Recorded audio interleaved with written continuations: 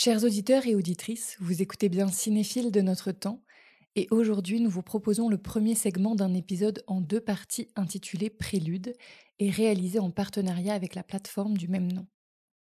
Dans ces deux épisodes, nous avons souhaité mettre en avant deux réalisatrices pour discuter avec elles de leur pratique et de leur cinéphilie et plus particulièrement encore de ce qu'est un premier geste de cinéma.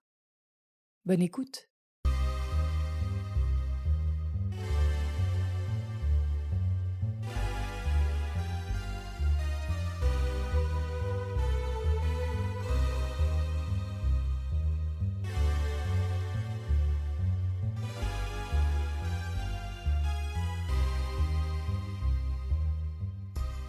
Faire un premier film, peu importe sa longueur, c'est découvrir un monde.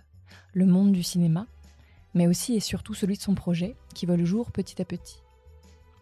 Ce sont ces premiers gestes, puissants, maladroits, vivifiants, que la plateforme Prélude, dont nous sommes les partenaires sur cet épisode, a choisi de mettre en avant. Notre invitée du jour vient d'abord du monde des mots, avec des études de lettres et de philosophie. Puis elle s'est tournée vers le cinéma et a réalisé plusieurs courts-métrages sur les bancs de l'école de cinéma de Lausanne, où elle donne alors toute son importance au corps, à leur physicalité, leur sensualité et leur sexualité.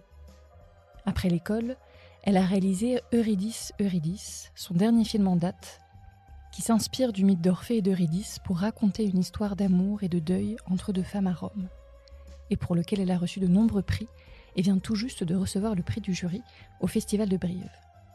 Bravo donc, et bienvenue Laura Murabeau. On est très heureux et heureuse de te recevoir ici aujourd'hui. Merci d'être là. Oh bien, merci à vous. Et alors, comme c'est de coutume dans cette émission, on va commencer par une petite citation. Le premier film, c'est comme le premier amour. La première fois reste la première fois, quoi qu'on en fasse. Il y a une émotion à nul autre pareille qui est toujours en moi. Et quand je doute, ce qui m'arrive souvent, ce souvenir me réchauffe énormément. Il me donne le là.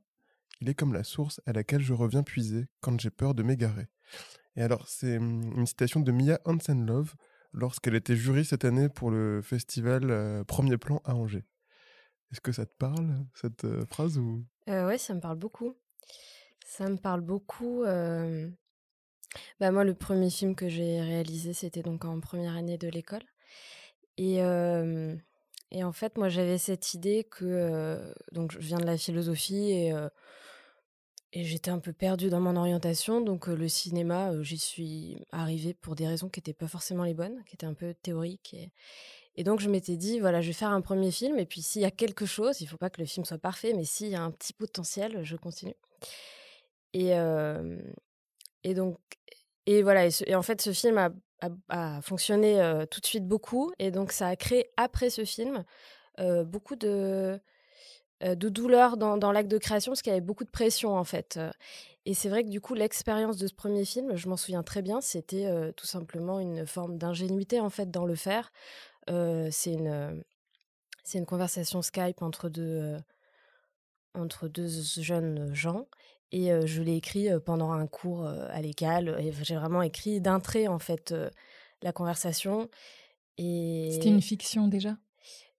ouais, alors ça partait aussi du réel, ça partait d'une conversation que j'avais eue avec quelqu'un, une vraie conversation et que j'ai refictionnalisée et j'ai pris la personne avec qui je l'avais eue et elle a tourné dans le film. Donc voilà, il y a toujours un rapport au réel en fait qui était là dès le premier film. Et c'est vrai que j'ai un souvenir de cette ingénuité. Et sur le tournage, c'était très court, je crois qu'on a tourné 3 jours et demi, en fait, du plaisir. Et ça se perd très, très facilement parce qu'à partir du moment où, dans mon cas, ça a été, à partir du moment où, en fait, ça fonctionne et qu'on a l'impression que les autres nous attendent, alors que peut-être qu'ils nous attendent pas et que c'est dans notre tête, mais il y a cette voix dans la tête qui commence et qui est la voix de l'auto-sabotage, enfin de la comparaison à l'autre et toutes ces choses qui font qu'on va perdre déjà perdre le rapport au plaisir. Et ça, je pense que c'est la chose à retrouver. Et c'est vrai que c'est assez drôle parce que le premier film, il y avait ce rapport qui était instinctif et après, maintenant, j'ai l'impression que tout le travail que je dois faire, ce n'est que d'essayer de renouer avec ce rapport au plaisir et avec cette connexion que j'avais aussi avec le premier film de moi-même, en fait, d'aller chercher cette chose en moi-même et de faire taire toutes ces voix qui me disent c'est trop simple, parce que je fais toujours des histoires simples, donc il y a toujours cette voix c'est trop simple, ça a déjà été fait 1000 fois, voilà, toutes ces voix qui font que, en fait, après, si on les écoute, on va faire un film qui va se conformer à l'idée que serait de faire un bon film, et c'est certainement pas ça qui fera qu'on fera un bon film, donc ça me parle beaucoup parce que j'ai vraiment souvent repensé à ce tournage et à cette expérience du tout premier film et qui est, c'est ce que vous disiez en introduction, que j'ai revu, qui est complètement maladroit et en même temps, oui, c'est peut-être celui que je préfère parce qu'il est touchant. Enfin, il y a quelque chose de maladroit, de touchant dans la maladresse. Et de rapport direct avec ce que tu veux faire aussi, peut-être. C'est Dans le sens de vérité directe, d'avoir fait un geste sans se poser de questions, justement. Oui, là, c'était vraiment ça. C'est-à-dire que vraiment de l'écrire d'un trait, euh, et cette ingénuité aussi de choisir le garçon avec qui j'avais eu la conversation Skype pour que ça devienne l'acteur du film. C'est très naïf, en fait, mais je trouve ça assez touchant. Et y- En fait, j'ai l'impression qu'au fur et à mesure de mes films, je n'ai fait que décaler aussi le rapport au réel. C'est-à-dire que là, c'était un rapport au réel très premier degré, très autobiographique. Je prends la conversation Skype, je l'adapte à peine, je prends le même garçon et voilà. Et je décale de plus en plus ça et je crois que c'est salutaire, hein. Alors, on va commencer par ton portrait chinois. Et on va commencer par un premier film, justement, qui a un rapport, qui fait un pas de côté par rapport au réel, même s'il a une dimension documentaire. Parce que, en fait, on te demandait si tu étais un premier amour ou un amour au cinéma, et tu nous as répondu par l'âme sœur du cinéaste suisse Freddy Mürer. Donc, réponse étonnante. Pour un amour. Alors, je viens de revoir ce film juste avant, avec Susanna, qui est la monteuse de mes films. Et vraiment, les dernières 10 minutes du film, on a ri en pensant à ça. J'ai dit, est-ce que tu te rends compte que pour parler d'un amour au cinéma, j'ai choisi ce film? Mais qu'est-ce qui m'est passé par la tête? Parce que c'est... Enfin, donc je peux l'expliquer maintenant comme ça, mais oui, c'est assez drôle. Alors, je pense que, bon, le désir, l'amour, ça court dans tous mes films, donc c'est les thématiques qui m'animent. Et donc, l'âme sœur, ben, spoiler, mais c'est une histoire d'amour, sans abus, je tiens à le dire, d'inceste, entre donc un frère et une sœur, qui vivent avec leurs parents à la montagne en Suisse, dans une maison isolée. Et, euh, Et en fait, je crois que j'ai toujours, pourquoi j'ai parlé de ce film? Parce que je trouve qu'il est magnifique et qu'il est pas assez connu. Je trouve ça étrange que ce soit un peu un chef-d'œuvre, qui est resté comme ça un peu en Suisse. En Suisse, il est connu, mais j'ai l'impression qu'ailleurs, Il vient de ressortir en France, oui, de façon restaurée, mais oui, c'est vrai oui, qu'il est trop peu connu. il est trop peu connu. Et en fait, quand je l'ai vu, je crois que j'ai toujours eu cette envie de faire une histoire d'amour, incestueuse sans abus. Et je me suis toujours dit: «Mais c'est un écueil, en fait». Tous les films que j'ai vus qui traitaient de ça, à chaque fois que je les voyais, je me disais: «Mon Dieu, ne fais pas ça, parce que ça va» voilà, c'est un écueil énorme, en fait, pour ce que ça renvoie aux gens et comment on arrive à faire croire, qu'un amour, peut naître entre un frère et une sœur. Et en fait, je suis fascinée. Alors, c'est pour ça que, effectivement, Un amour au cinéma, c'est particulier parce qu'il y aurait énormément de choses à dire sur ce film, sur l'écriture. Je trouve le scénario est exceptionnel. Et c'est le scénario en partie qui nous fait accepter cet amour, puisqu'il y a différentes caractéristiques. Il y a le fait que le frère est sourd. Donc, en fait, il y a une altérité qui se crée dès le départ entre ces deux personnages. Il y a une mise en scène qui est vraiment particulière. Il y a tout un travail du son. Enfin, il y a vraiment plein de choses. Hem, mais je trouve, bah, c'est un amour singulier, c'est-à-dire qu'on pourrait parler de beaucoup de films, mais alors réussir à nous faire croire à un amour incestueux, au cinéma, je pense que bah, c'est exceptionnel. Je pense aussi enfin, je pense que ça, j'en reparlerai, mais quand on est touché par une œuvre, et quand on est en contact avec une œuvre, c'est qu'on cherche quelque chose qu'on connaît déjà, enfin, on cherche une reconnaissance. Et donc, moi, il y a quelque chose que j'ai reconnu et je me suis dit: «Ah, il a réussi à faire ça, donc s'il l'a fait, Parce que mon projet de long métrage traite c'est aussi un amour incestueux. Et en fait, c'est ce film qui me donne la permission de le faire. Parce que je me dis, voilà. Et en fait, c'est très beau parce que là, en le revoyant, on a vraiment un souvenir des films qui est complètement différent. Là, quand on l'a revu avec Susanna, j'avais un souvenir d'une première partie lente où il se passait rien. Et en fait, la première partie, elle n'est que des signes de toute la narration qu'elle va dérouler. Et voilà, c'est très beau. Et par rapport à un amour, il y a quand même quelque chose de... Oui, en fait, c'est cette solitude. Ils sont complètement isolés. Et c'est aussi pour ça que cet amour naît. Et je trouve que dans la première fois qu'ils se touchent, c'est une scène avec une ellipse. Enfin, voilà, c'est très beau. Donc, C'est très beau et je pense que pour les gens qui seraient encore dubitatifs, qui auraient un petit peu peur, on peut peut-être dire aussi que c'est un film extrêmement lyrique quand même. mhm. Et bah, dans son traitement du son et dans les cadrages et dans sa façon d'être monté aussi, je trouve Un que très beau montage. il y a des choix qui sont toujours très très surprenants. En fait, c'est impossible de savoir ce qu'on va regarder plan après plan Oui. ou d'anticiper les choses. Oui, et vraiment en termes de mise en scène, c'est assez fascinant. Enfin, il y a un très beau montage, mais il y a beaucoup de choses qui se jouent. Enfin, il y a toute une mise en scène du regard, puisqu'ils sont isolés, donc ils regardent, ils sont regardés. Enfin, il y a personne, mais ils sont regardés. Et, et je ne sais plus ce que je veux dire. Voilà, Mais ça va m'arriver souvent. c'est pas J'ai un- grave. Mais justement, tu parlais de l'importance de l'amour pour toi dans les films que tu regardes et dans les films que tu fais. Et c'est marrant parce qu'on t'a demandé en deuxième question si tu étais une violence au cinéma, laquelle serais-tu? Et là, tu nous as parlé de la violence du désamour dans Le Mépris Oui, de Jean-Luc Godard. oui. Oui, effectivement, c'est un peu des pas de côté, là, les réponses que j'ai faites. J'ai un souvenir très fort de la première fois que j'ai vu ce film. C'était quand je décidais que j'allais faire du cinéma, donc je voyais beaucoup de films. J'étais un peu en autodidacte sur mon ordinateur avec tous mes DVD. Et, euh, et en fait, je venais de vivre un désamour. Et voilà, pour moi, ça reste ouais, quelque chose d'extrêmement violent, d'extrêmement injuste et d'une grande douleur. Et donc, en fait, ce film, il m'est arrivé à un moment particulier. Et, euh, et c'est cette rencontre, je pense. Euh, C'est-à-dire c'est un désamour dans le mépris qui n'est pas du tout traité de manière naturaliste. Parce que. Et c'est ça que je trouve assez beau, enfin, dans la rencontre que j'ai eue avec ce film.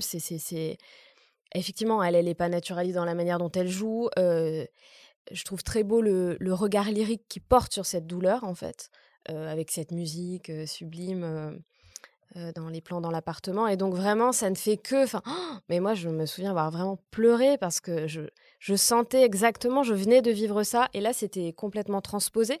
C'était une autre histoire, c'est d'autres personnes. Tout est différent en plus parce que, en plus, ce que je trouve un peu dommage, c'est qu'il a un peu expliqué ce désamour. Et en fait, le propre du désamour, c'est qu'il n'y a pas d'explication. En fait, ça arrive un jour. Et, euh, et par exemple, le roman de Moravia dont est traité Le Mépris, je l'ai lu plus tard en italien et ça m'a pas touchée de la même manière. Donc, je pense que c'était vraiment une histoire de temporalité, de rencontre entre ce que je vivais et voilà. Et ça arrive souvent, je trouve, dans les rencontres avec les œuvres. Ensuite, on t'a demandé si tu étais une langue au cinéma et tu nous as répondu par le français et la langue de Romer en fait. Alors, je n'ai pas répondu le Non, français. la langue de Romer. Oui, c'est ça, la langue de Romer J'ai qui est... répondu la langue de Romer. Parce qu'une langue au cinéma, je me suis dit, ouais, ça me parle pas une langue au cinéma, parce que pour moi, une langue, elle est pas liée à la limite en littérature, mais au cinéma, pour moi, oui, dans ce cas-là, j'aime l'italien, j'aime l'arabe, mais je vois pas comment au cinéma, voilà, je trouve que ça change pas le rapport à la langue. Donc, du coup, j'ai parlé de la langue de Romer parce que pareil, Romer que j'ai découvert quand je faisais ma petite formation en autodidacte avec tous mes DVD. C'est Et manque d'amour aussi. Romer, Oui. oui, moi je pense qu'il me fascinait. Bon, moi déjà, je suis fascinée par les gens. Alors, Romer, il y a des fois, dans certains films, il y a des dialogues qui sont très écrits et d'autres qui sont d'improvisation. Et moi, je suis fascinée par les gens qui écrivent des dialogues parce que je ne sais pas le faire. Je trouve ça très difficile. Et, heu et en fait, les films sont pareillement bons, que ce soit en improvisation dans Le Rayon Vert. Enfin, je pensais notamment au Rayon Vert quand je pensais à la langue chez Romer. Enfin, je pense notamment à la scène, où le personnage principal explique pourquoi elle est végétalienne ou végétarienne. Et que je me suis souvent re-regardée, je me suis dit: «Mais c'est incroyable ce dialogue, c'est» et en même temps, dans d'autres films très écrits, il y a ce maniement de la langue, alors c'est la langue bourgeoise en fait, mais il y a un rythme et c'est marrant, je trouve, cette correspondance où que ce soit de l'improvisation ou que ce soit très écrit, je trouve ça assez, En fait, il y a un rapport très musical mmh, à la langue et quand les dialogues étaient écrits et donc pas improvisés apparemment, ils faisaient respecter les dialogues à ses acteurs, mais à la virgule près. Et quand un acteur essayait de manger une virgule, d'accélérer ou quelque chose comme ça, apparemment ça lui plaisait pas. Il avait vraiment une façon très à l'oreille, je pense, oui. d'écouter ces dialogues. Et en même temps, ça a travaillé quelque chose de la langue bourgeoise, en fait, qui fonctionnait bien. C'est ça qui est assez fascinant, parce qu'en général, les gens qui font ça, c'est pas pour le mieux. Et puis ça peut devenir très vite comique en fait. Oui, ou tout simplement, ça peut jouer faux, alors que là, c'est pas un jeu naturaliste, mais ce que tu dis, je pense qu'il avait une oreille, ouais, particulièrement sensible. On passe des mots au corps, parce qu'on t'a demandé ensuite si tu étais une première fois au cinéma, laquelle serais-tu? Et là, cité un premier film porno au cinéma, qui est Équation à un inconnu de Francis Savel. Est-ce que tu peux nous parler de ce film où justement il y a très peu de dialogue et on aurait pu ne pas en avoir du tout? Ça aurait été très bien aussi. Oui, ben, oui, c'était la première fois, parce que c'était la première fois que je voyais un film pornographique Tu l'as vu au au cinéma? cinéma. Mmh. Oui, oui. Je l'ai vu dans le cadre d'une, rétrospective sur Guy Gilles qu'organisait Raphaël Lefebvre et donc c'était, Yann Gonzalez qui avait mis, ce film-là à l'honneur et bah, déjà, c'était une première fois d'être dans une salle de cinéma avec des gens autour et de regarder un film pornographique, hein. C'est-à-dire, j'avais C'est l'impression inédit quand même, ah bah, pour moi, c'est aujourd'hui. inédit, oui. Pour moi, c'est inédit. Ça rappelle des scènes de cinéma, on voit les gens, voilà, mais pour moi, c'était quand même assez inédit et hem et heu et particulier parce que voilà, ce qu'il faut dire de ce film, c'est que c'est un film pornographique, mais qu'avec un rapport à la mise en scène et à l'image et au corps qui est sublime. C'est pas un film pornographique tel qu'on se le représente, sinon certainement je ne serais pas restée, je crois. Hem et en fait, j'ai été fascinée par,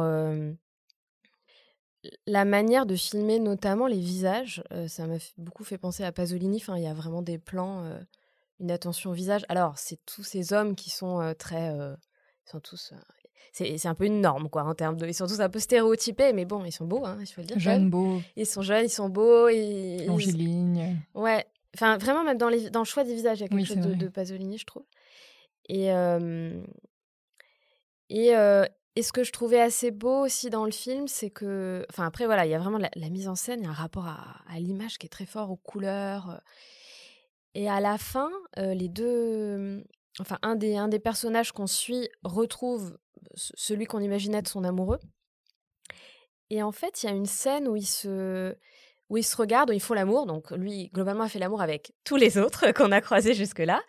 Et donc là, il fait l'amour avec son amoureux. Et il y a quelque chose de différent. C'est-à-dire qu'il y a un regard d'intimité profonde.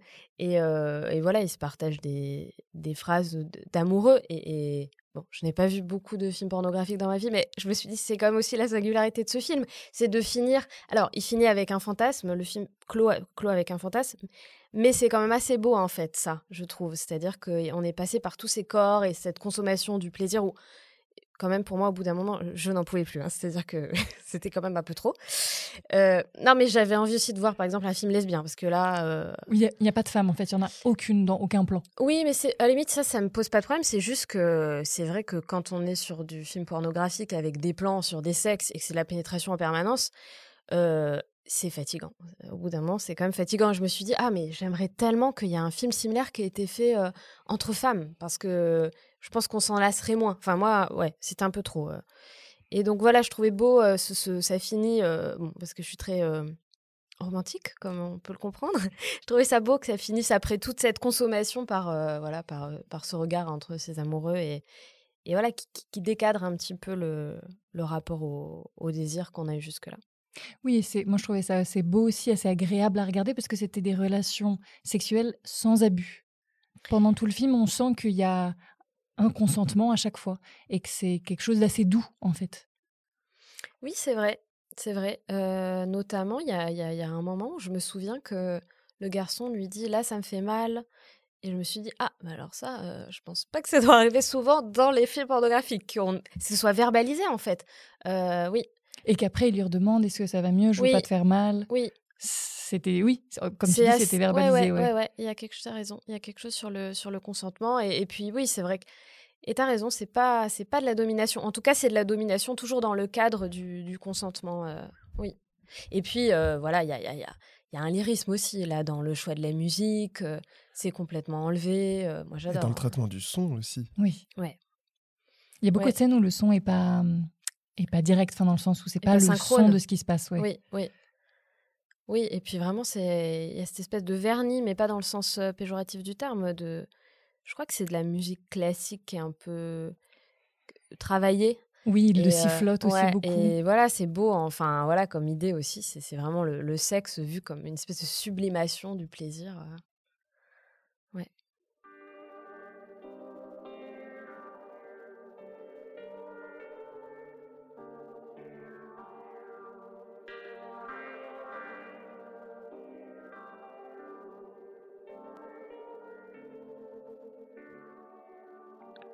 Sur cette aire musicale d'équation à un inconnu, nous restons dans la musique avec notre invité qui nous raconte un court-métrage à la radicale douceur et au nom évocateur. Jukebox Dylan Clipper.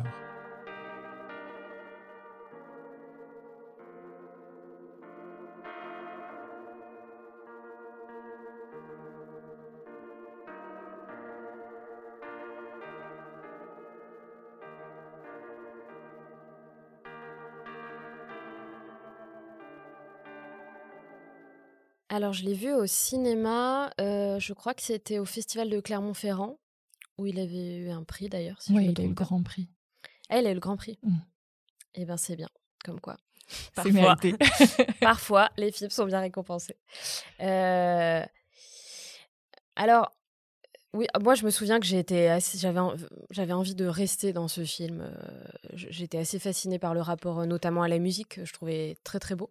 Oui, ce qu'il faut dire de ce film, donc c'est un homme qui vit dans une maison, qui a c'est pas le syndrome de Diogène, mais en tout cas, c'est un bordel sans nom dans cette maison et il est ivre quasiment en permanence et donc on entend hors champ ou des fois on les voit, on ne sait pas si c'est sa fille ou des médecins qui viennent et voilà, qui parlent de lui. Voilà, on parle de lui et lui on le voit et il parle quasiment jamais et il compose seul dans cette grande pièce et c'est interprété par, le chanteur Christophe et heu et ça j'y ai pensé a posteriori mais en fait, moi quelque chose qui m'intéresse beaucoup dans le choix des enfin, les gens qu'on va faire jouer, c'est de ne pas prendre, des enfin, je trouve ça intéressant de ne pas prendre des comédiens, mais de prendre des interprètes et donc des interprètes, ça peut être des danseurs, des chanteurs et parce qu'en fait, c'est des gens qui ont un rapport à l'écoute de quand on parle d'écoute dans le jeu, c'est-à-dire, les danseurs, par exemple, vont avoir un rapport très fort à l'écoute, spatiale, enfin, voilà, heu et hem et donc ça, je trouve que dans le cinéma, j'aimerais bien voir plus ça, c'est-à-dire de prendre des interprètes qui viennent d'un autre champ et qui viennent travailler autre chose et là, c'est très beau parce qu'on le voit lui en train de créer, des choses qui, je pense, sont des improvisations où il reprend des bouts de chansons et en même temps, voilà, une justesse de jeu, ouais, enfin, il s'est écrit et puis c'est une mise en abîme parce qu'il y a des photos de lui quand il est jeune, donc comme si ça avait été une icône, enfin, il est très intelligent ce film, C'est assez troublant parce que dans le film, c'est Christophe, mais c'est pas vraiment lui non plus. Il y a une espèce de décalage où on se dit: «Ah, ça pourrait être un documentaire sur lui, c'est peut-être même chez lui, mais peut-être pas non plus. Ça pourrait être le chanteur lui-même, mais en fait, on sent quand même qu'il joue quelqu'un». C'est donc cette espèce d'entre-deux est assez intéressant. ouais, ouais.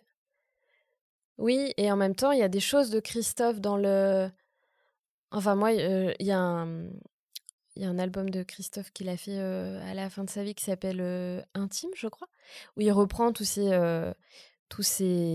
C'est tube. tubes, et il est seul au piano et en fait, ce qui est très beau et il y a ça dans ce film aussi, c'est cette voix vraiment, éraillé, Fragile. très fragile et des fois il crie et il siffle et il fait des choses tout à fait bizarres.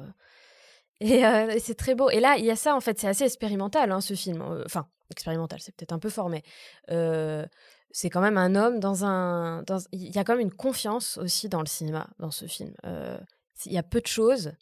Enfin, parce que pour moi, filmer quelqu'un de seul dans une pièce, moi, c'est ma grande hantise au cinéma. C'est-à-dire, je me dis, je ne veux pas faire ça, je ne sais pas quoi faire. Donc là, il est quand même quasiment tout le temps seul dans cette pièce. Et voilà, il est en train de créer, il est en train de chanter, il est sur sur son harmonica et on a accès. Puis bon, le son est très beau, oui, c'est très beau.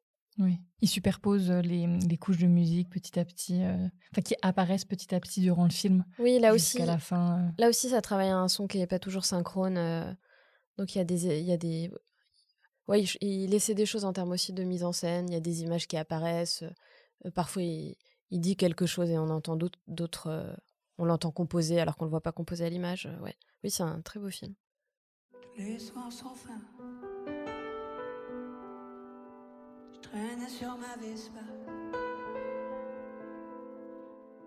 dans mon gilet de satin. J'étais la Dolce Vita. D'une Dolce Vita à l'autre, Laura a choisi le film de Fellini pour aborder avec nous son rapport à la nuit, tant comme spectatrice que comme cinéaste.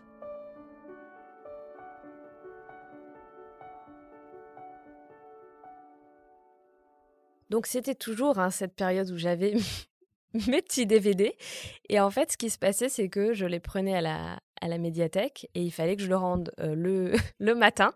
Et je partais pour, je ne sais pas où j'allais, peut-être que j'allais à Lausanne. Et donc, évidemment, je me couche tard comme d'habitude, sauf que le film fait, je ne sais plus, mais 3 heures. 3 heures. Et donc, je me souviens d'être dans mon lit et de regarder ce film et de trouver ça génial, mais d'avoir quand même vraiment les yeux qui tombent. Et à un moment donné, je me dis, bon, là, je ne vois plus, je suis en train de dormir, donc je vais arrêter et je vais reprendre le lendemain. Et je crois vraiment que j'ai mis mon réveil à 6h30, étant pas du tout du matin. Et c'était assez beau parce que, pareil, dans mon souvenir, je ne sais plus exactement, ça finit à l'aube, ça, je me souviens. Enfin, ça finit le matin, en tout cas, sur la plage. Et donc, c'est marrant, ça répondait un peu au film. Ton visionnage, oui. Oui, mais en tout cas, c'est vrai que je trouve ça vraiment important et beau, l'expérience de visionnage. Je sais que, par exemple, il n'y a pas longtemps, j'ai découvert le fait de regarder des films dans le train.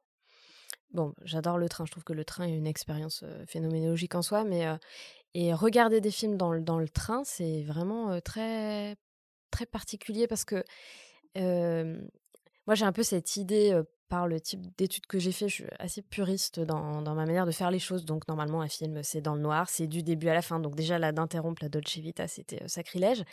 Et en fait, dans le train, j'accepte l'idée que le réel se mêle, donc c'est-à-dire que les sons autour entrent dans le film, que parfois je peux tourner la tête et regarder le paysage et être distraite, mais c'est pas c'est une distraction choisie. Et dans la nuit, c'est vrai que la nuit, c'est une expérience aussi phénoménologique en soi, en fait, en fait, on sait plus exactement où on est, on a les sens auxquels on se fie d'habitude sont plus les mêmes, donc voilà, je pense j'aime bien chercher ce type d'expériences qui sont un peu différentes. Bon, on va continuer justement à parler de la nuit, parce qu'ensuite on t'a demandé quel était ton rapport à la nuit en tant que cinéaste, et tu nous as répondu qu'en ce moment tu étais vraiment très intéressé, donc pour ton prochain film, par la pénombre. Et tu nous as cité aussi 2 références, donc Les Hauts de Hurlevent de Andrea Arnold et Une femme sous influence de Cassavetes. Oui, en fait, c'est ce qui m'est venu pareil, hein, c'est pas des choses que j'ai revues, mais en tout cas dans Une femme sous influence. Bon, ce qui m'intéresse dans La pénombre, c'est tout simplement, ce qui m'intéresse aussi dans le hors-champ, c'est que les choses ne soient pas toutes, visibles, dites et que le spectateur qu'on lui donne des signes, en fait, qu'on lui donne pas tout. Et oui, et dans mon prochain film qui travaille le désir, hein, pour changer, je trouve ça intéressant qu'on voit pas tout et qu'il y ait des choses qui puissent être passées sous silence, visuellement. Et Cassavetes, donc voilà, une femme sous influence que je trouve un chef-d'œuvre absolu. J'ai une image qui m'est restée très fort, c'est, bah, là encore, ça va être un peu flou, mais hem, c'est elle qui, à un moment donné, est dans une espèce de crise un peu et monte un escalier et lui la rejoint et en fait, on voit juste, on est vraiment dans le noir et on voit juste leur profil. C'est un plan serré, on voit juste leur profil qui se détache un peu en ombre chinoise et ils se murmurent des mots d'amour et on voit juste, voilà, et je trouvais ça tellement beau comme idée de mise en scène, pour raconter l'intimité et voilà et justement, on voit pas leur visage, en fait. On a accès qu'aux voix, et à un rapprochement physique avec ces profils qui se rapprochent et ça, j'avais trouvé ça très beau et dans Les Hauts-du-Hurlevent, j'ai un souvenir aussi, mais là, peut-être, oui, de la pénombre et aussi de la brume. Enfin, en tout cas, quelque chose qui travaille, encore une fois, le, Ce qui n'est pas le visible. cachet, en Oui. fait. Je pense que... C'est ça. Bah, dès les 5 premières minutes, Andrea Arnold, elle donne vraiment le ton parce qu'on s'aperçoit tout de suite que c'est un film en partie éclairé à la bougie. La lumière vacille tout de suite. On sait pas trop dans quoi est-ce qu'on met les pieds en tant que spectateur aussi. Et ça travaille une espèce de clair-obscur, oui. Oui, oui, c'est vrai que je me souviens de scènes autour du feu aussi. Euh, et puis de ces scènes dehors, dans la brume, où on les voit pas. Et c'est marrant, dans l'âme sœur, là, je me dis qu'il y a des choses comme ça. Et que ça travaille aussi le rapport au cachet, au regard. C'est des gens qui s'épient. Et je crois que ça m'intéresse, ça m'intéresse beaucoup.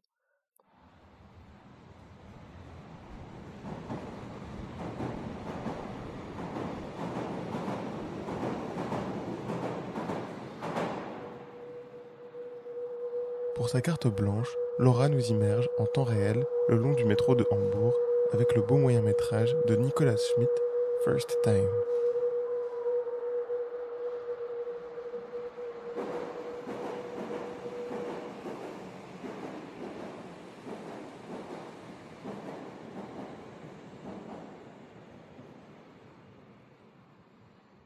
En gros, c'est un film que j'ai découvert au Festival de Locarno il y a quelques années. Et il y a deux parties dans le film, et selon moi, il y aurait dû avoir que ce plan séquence. Il y a, il y a une première partie que je trouve pas spécialement intéressante. Le film fait, je crois, 45 minutes et il y a 35 minutes de plan séquence.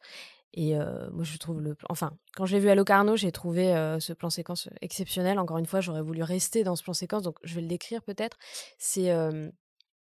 C'est dans le métro berlinois et c'est un garçon qui est...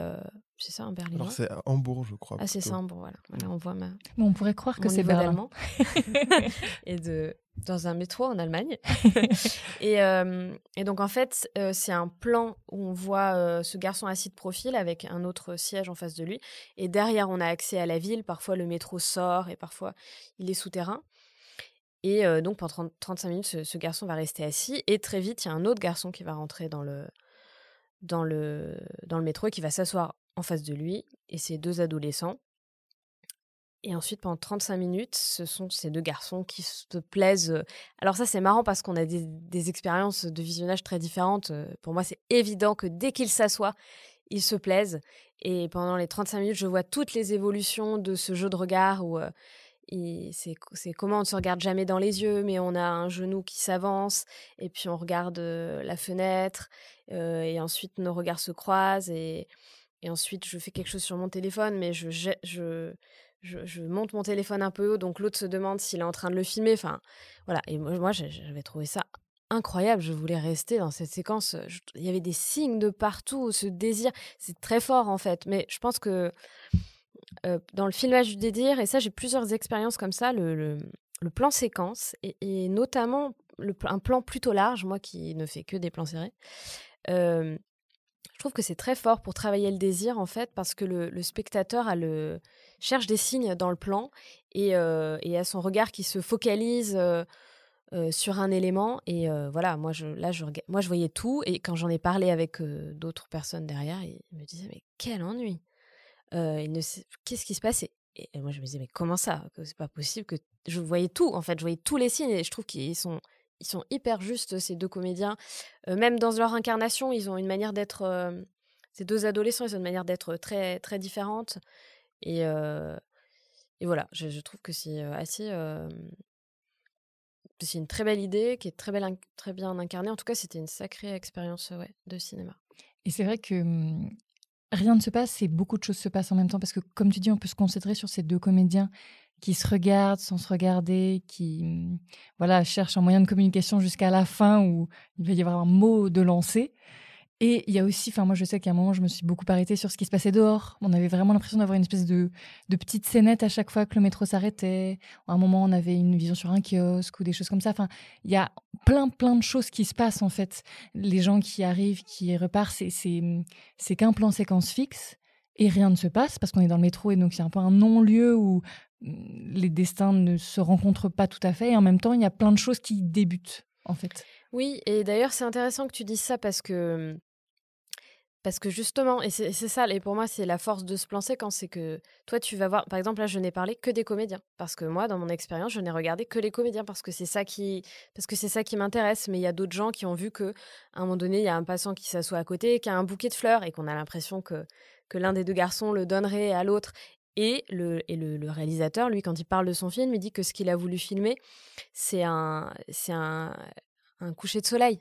Donc tout ce qui se passe à l'arrière-plan. Et moi, ça, je vois presque pas. Et bon, mais ça, c'est une idée que je trouve très belle et qui m'a fait penser à un film de Damien Manivelle, Le Parc, où il y a aussi une séquence comme ça, un plan séquence, où c'est une adolescente qui écrit sur son téléphone au garçon dont elle est amoureuse. Et et c'est pendant l'heure bleue. Et ça, je trouve que c'est des belles idées, en fait, de mêler une temporalité de plan séquence réelle avec la lumière qui change à quelque chose de très intime. Et c'est un peu c'est un peu une idée similaire, ça me séduit assez ce ce type d'idée. Or do you ever think, do you ever think of me as dopey or mean or No, you're smart, you're pretty, you're nervous too. La pratique de notre invité se situant entre documentaire et fiction, nous lui avons demandé quel film abolissait au mieux ces frontières toujours poreuses. Et ce n'est pas un film qu'elle a choisi, mais une façon de travailler, celle de John Cassavetes.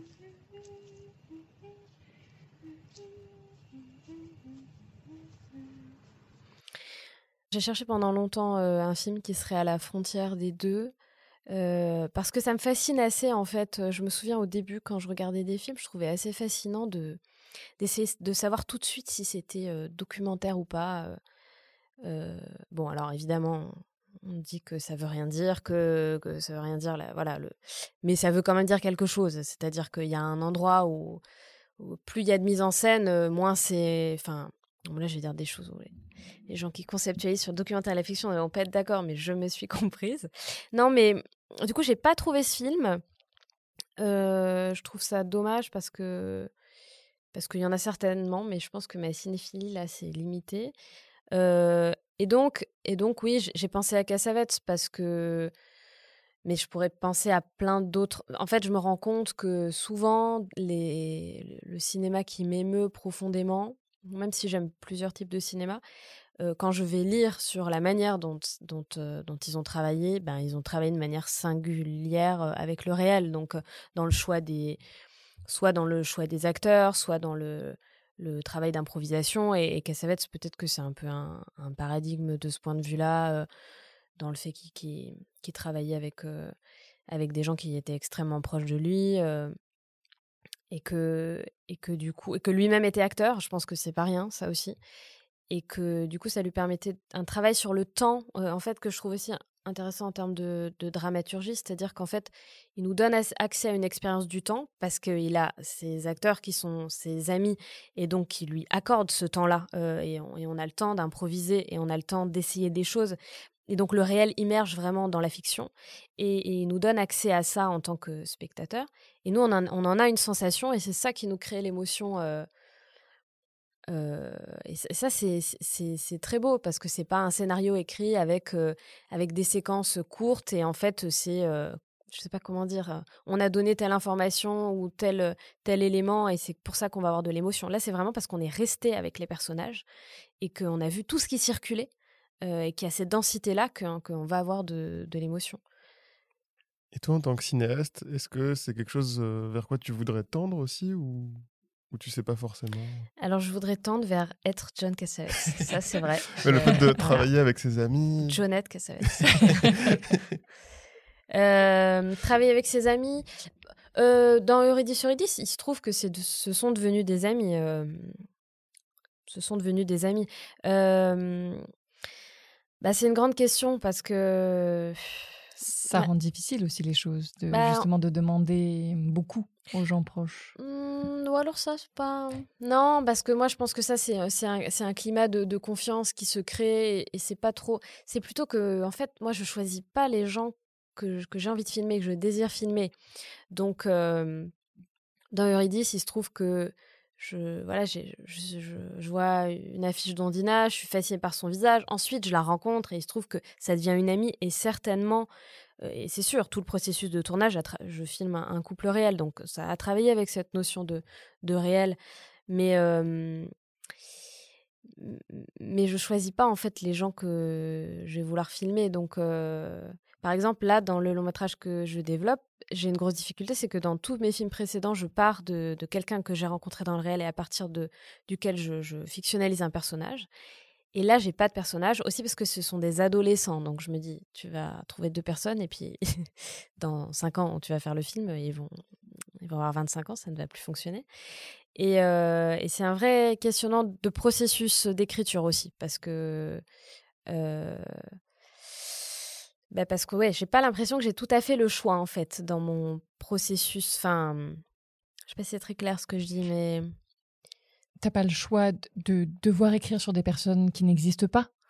par exemple, si j'ai pas le désir pour quelqu'un, je ne peux pas le créer. Donc là, dans le réel, je n'ai rencontré personne qui me qui me donne envie de et quand bien même par exemple, quand on développe un long métrage, on sait que ça va être plusieurs années d'écriture et si je veux voilà, ce que je disais, il y a des contraintes. Si je veux filmer des adolescents et ben, l'âge va passer. Donc en fait, je me sens pas très enfin, Et ouais, donc sur quoi tu te raccroches alors pour faire ce premier long métrage? je ne sais pas. Je Il faut que je réfléchisse. Sur quoi je me rapproche? Bon, ce qui va se passer certainement, c'est que je pense que je vais devoir vraiment, je suis très vite limitée, en fait, dans l'écriture de personnages si j'ai pas quelqu'un que j'ai en tête et qui me permet d'écrire, et de décrire l'incarnation, en fait, puisque c'est quand même ça qui m'intéresse, je crois. Hem, donc ce qui va certainement se passer, c'est que je vais aller, rencontrer des gens et des adolescents et que je vais écrire à partir d'eux et que ensuite je prendrai d'autres personnes. Voilà, j'avais fait ça pour mon film de diplôme, j'avais écrit pour une fille qui est croupière et c'était déjà autour de la figure androgyne et qui me fascinait et puis un mois avant le tournage, elle a pas pu, faire le film. Alors, moi j'ai dit: «On arrête tout, ça n'a aucun intérêt, mon scénario n'a pas d'intérêt», c'était elle, la seule chose qui tenait et puis bon, il y a un processus qui est lancé donc on est obligé et puis finalement j'ai fait un casting, puis j'ai trouvé une autre personne androgyne qui était une danseuse et puis voilà et en fait, finalement, ça m'a permis de décrire, une fiction et donc ça peut être, voilà, un processus pour, un moyen, quoi.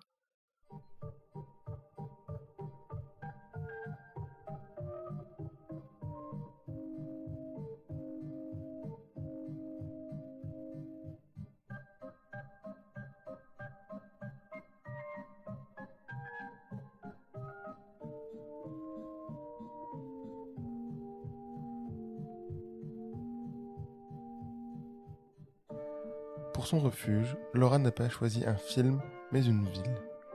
Et pas n'importe quelle ville, puisqu'il s'agit de la cinégénique Rome qui nourrit encore son travail.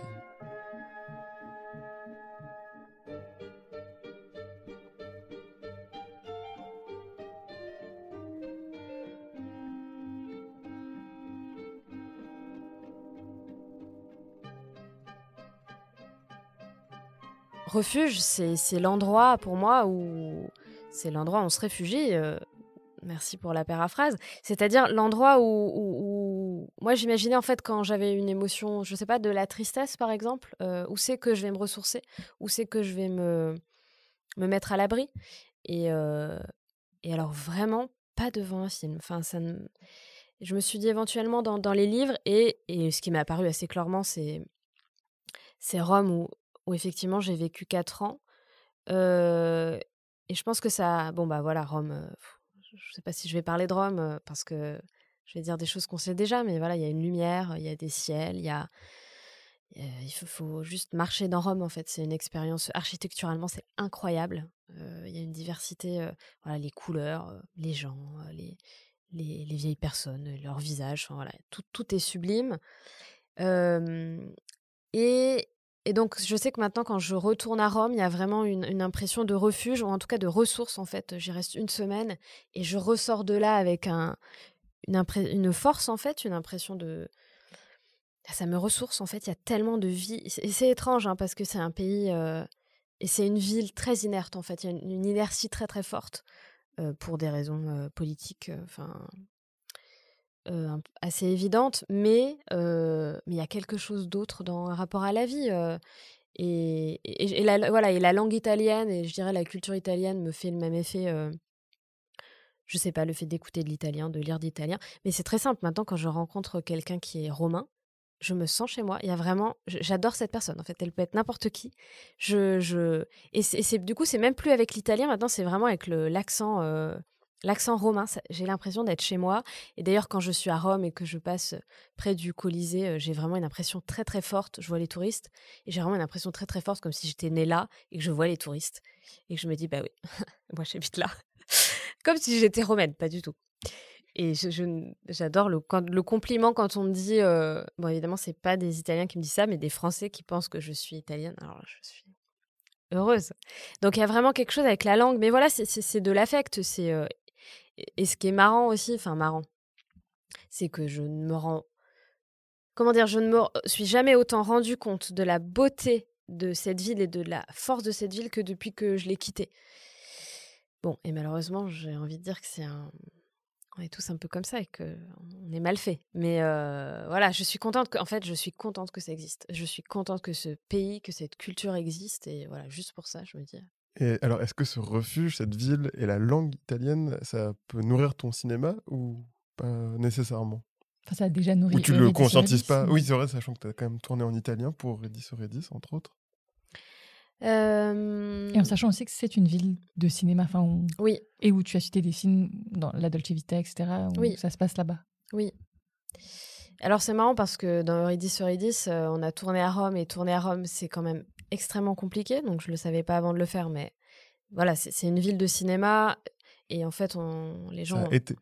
Ça l'a été. Et donc, ouais, mais ça continue. Alors, oui, effectivement, c'est peut-être plus de cinéma maintenant, c'est plutôt de séries, ou en tout cas, c'est une ville où les gens continuent à tourner, et donc c'est très difficile d'y tourner. Ils demandent des sommes pour tourner dans les endroits, pour poser un trépied. Et donc, moi, je voulais absolument tourner à Rome, et en fait, on ne voit rien de Rome dans mon film. Ce n'est que des gros plans sur des visages. Bon, voilà, ça, c'est pour la petite histoire. Je sais pas si je vais continuer à tourner en italien. Je pense que... je suis contente d'avoir fait un film quand même dans une autre langue, parce que je trouve que ça... Enfin, je me dis, pour diriger... Enfin, ça, j'étais assez contente d'avoir pu diriger dans une autre langue, parce que c'est tellement précis, le travail de dialogue avec les comédiens, que... Et puis, oui, en tout cas, je sais que ça plaît enfin, en tout cas, au public français. Ils me parlent souvent de la langue.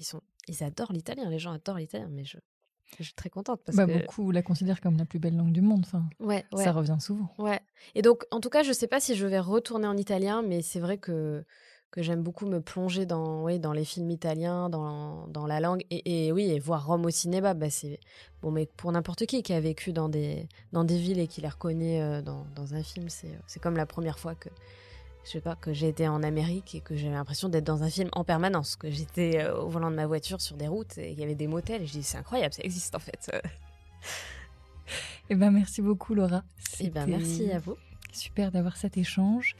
On en profite pour remercier Louise Gerbel et Thomas Carillon de Prélude. Et puis aussi Élodie et Pierre de la Cinémathèque de nous permettre d'enregistrer ici. Et enfin Gabriel pour sa musique.